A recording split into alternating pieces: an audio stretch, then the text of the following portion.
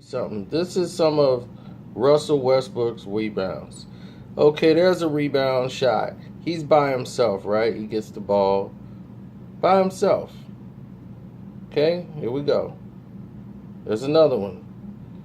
Why is he even there in the paint, the point guard, to get the rebound? His man is all the way at the top of the key. Well, his other man is right down there. That's who he's supposed to be guarding. He's not even supposed to be down there. But he's right there by himself, no one else around to get the rebound. Okay, here's another one. Finally, one was contested. That's a real rebound from Russell Westbrook over Derrick Rose. Okay, here it is again. Now, here's the guy that's supposed to get the rebound. Looked like Adams. What happened? Look at this. He interferes with his own man who pulls back to let him get the ball.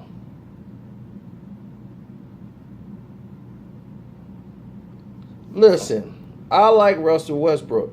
I think he is one of the most valuable players in the NBA, if not the best player in the league right now, as far as offensively.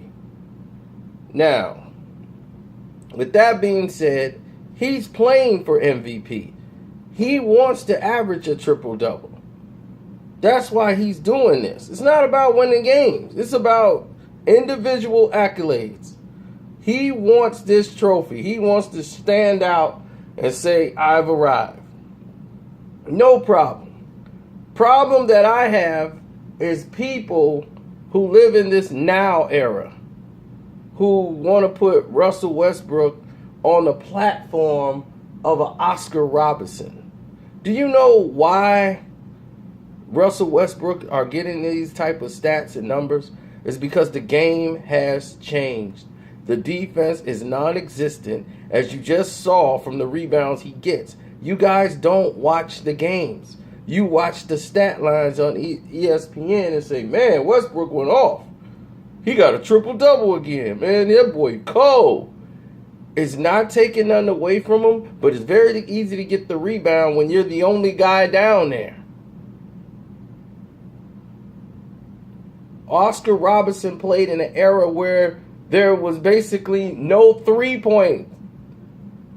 When he played, all the points was being scored in the paint. You had power forwards in the paint. It was a post game. So everybody, you got 3, 4, 5 guys in the paint throwing up shots. People are battling for the ball. So it's harder to get rebounds. So if you had a triple-double back then, it meant something. A triple-double today should be averaged by like 4 or 5 players. Everybody's shooting from the perimeter. You don't see anybody in the paint. And they want to compare these numbers to people who played when the game was real, and it's non-existent. You can't do that. It's so watered down that anybody could do what LeBron and them doing now, because you're seeing it. Everybody's averaging 20-some, 30-some. It's easy. Told you. To get 30-some points in this NBA, that's 8, 8, 8, and 8. You're averaging 32. Very easy to get in this league. It's like you score, I'll come back and score on you. Where's the dedication?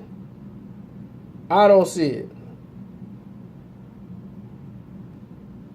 Like I said, offensively, Russell Westbrook is hard to stop. The man is offensive juggernaut. He's hard to guard. What can you really do to him? He can't be stopped. And I mean, what more could I say about it? I just wanted to bring that to light. When the Big O was doing these type of numbers, what y'all talking about didn't even exist. As far as triple-double and all these type of stats, Big O almost averaged that a whole nother season too. It wasn't just the one season. I mean, that is impossible feat to do back then. That was very uncommon. You see, it's still a record to this day. That's how hard it is to do. But in today's game, averaging a triple-double, LeBron should average a triple-double every game. He just don't have the drive to want to do it.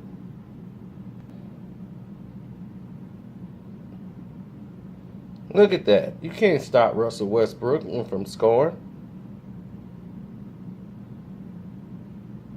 He can get the ball and do whatever he wants to do when he wants to do it.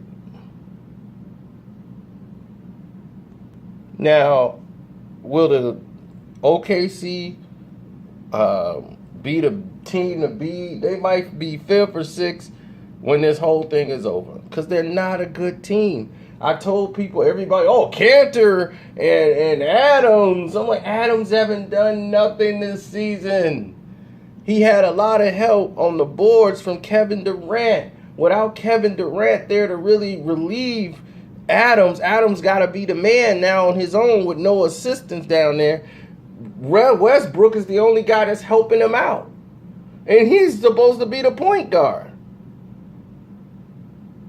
But in this guard-friendly league, Adams should be killing. And he's not. And that's like a sad thing that's going on right now. It's like, dude, you should be dominating. Why are you not doing it? That's the question that really needs to be like passed around. That's not being passed around. If you get my drift. But I want to see Westbrook dominate from front to end and earn a triple-double against teams that play in the paint and score in the paint, like Toronto. Getting a triple-double on Toronto. You know, that'll say something. But now in today's league, everybody's shooting like 20, 30 threes. That's like the average. It's become the norm. It's ridiculous to me. And we got to stop with these crazy comparisons. I mean, y'all comparing LeBron James to Michael Jordan. That's like retarded. It's beyond retarded. It's so uncomparable, it's not even funny. He's not even Kobe Bryant. You know, people base this stuff off, well, look what he did to Cleveland and his record against this opponent on Thursday nights. And look at Michael Jordan's opponents on Thursday nights. Michael Jordan went to the finals this many times. LeBron went to... Look, Michael Jordan is a better basketball player than LeBron James, period. That's who determines who's the best. Right there. Flat out, he's a better basketball player. All the way around, Michael Jordan is better than LeBron James. Okay? People admit they go by the age because they know they try to confuse people by going by the age. When Michael was this age and LeBron was this age, LeBron played 3 more years than Michael Jordan because he came right out of high school. Michael Jordan played 3 years of college basketball. So LeBron has 3 extra years of playing in the professional league while Michael was developing his game in college. So LeBron numbers are up there when they compare age, and they know that. That's why they go and compare age. Like when Michael was 31 and LeBron was 31, yeah, when Michael was 31, he played like maybe 9 years. LeBron, when he hit 31, he had already played like 12 years. So they confuse you with trickery to try to make the stats match up. Because they know the majority of you don't research. You're not going to read. You're not going to try to find out anything if it's true or false. But to be honest, this league is so watered down. More than 75% of this league couldn't even play in the 80s. They wouldn't even fit in the 80s. They would be a bench player and probably be gone off the practice squad. Some of the best people that's on the All-Star game now, they wouldn't even survive in the 80s. It's not because they're not good basketball players. The rules are different. The mind state is different. you had to be mentally strong to survive back then. I swear to God, you put Scottie Pippen in today's league, he'd be the most dominant player in the history of the NBA. And he wasn't very mentally strong. So, but this is catered to him. This league now, they would have done something about Xavier McDaniels and the Pistons whenever he complained. He's starting again, Jess. Hey, suspension, flagrant foul. We looked it up on tape. I mean, they go back and look at tape of a game that's over and say, yeah, that looked like a kick. So that looked like you punched him a little bit. So you suspended 2 games. I mean, it's so dumb now that it takes the joy out of the basketball game or just the naturalness of the game away. But if Westbrook averaged a triple-double, will it be justified? Will anybody be excited? It's a good feat for him. But to put him in the conversation with Oscar Robertson, no.